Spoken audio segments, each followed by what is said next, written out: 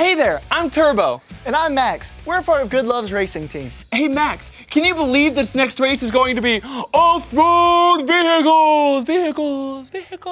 Yeah, and some of those racers can be pretty mean. Yeah, remember Rotten Ronnie and Terrible Terry? Yeah, they were awful until they got a new crew chief. He was not okay with how they were acting towards other drivers. Before long, their evil ways were in the rear view mirror. The chief loved them and showed them how to change.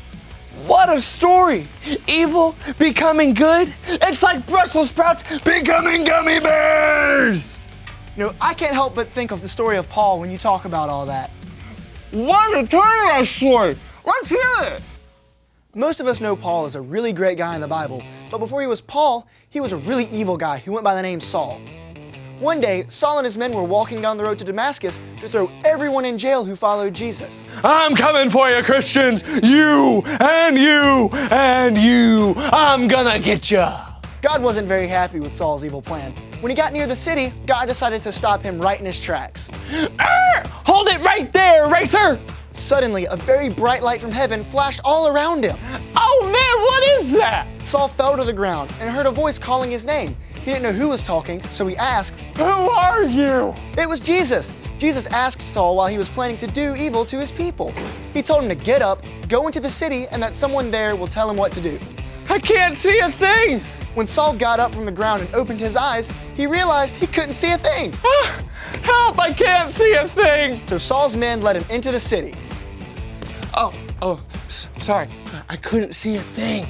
Got it. Meanwhile, in Damascus, there was a man who loved Jesus named Ananias. God told him to go see Saul. Ananias realized exactly who this evil guy was and did not want to go. Saul had a bad reputation for sure.